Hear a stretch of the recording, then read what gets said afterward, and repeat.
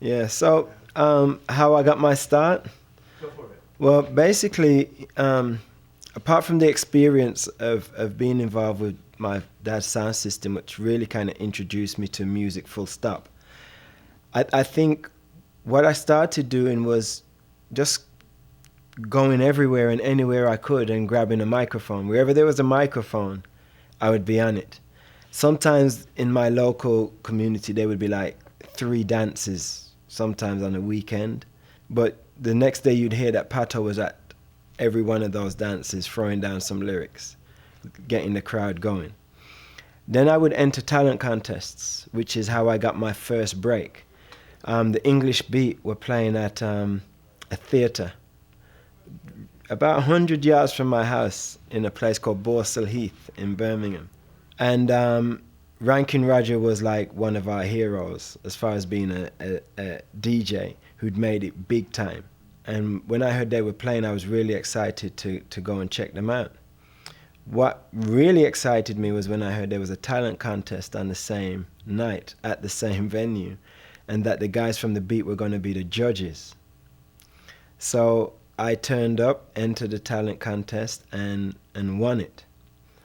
And at the end of the night, Rankin Roger introduced himself to me and says, "Hey, you're Pato, yeah? Rankin Pato," which was my name at the time. And I goes, "Yeah, you're Rankin Roger." And he goes, "Yeah." He said to me, "I really love your style. I was watching you on stage earlier tonight, and you really, really were a great performer. And I'd love to do some styles with you in the studio." And I was like, wow.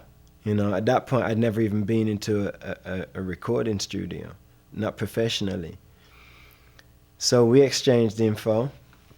Next thing I know, me and Roger became really good friends, and we'd go in the studio and spar.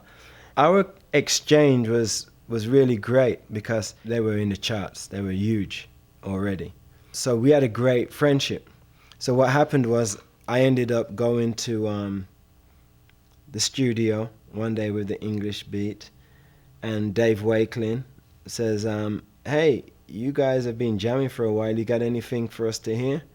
And we're like, "Yeah, listen to this." And we went in the studio, in the voicing booth, and me and Roger were like, "Uh-huh, uh-huh. Pato and Roger, I got talk, right?"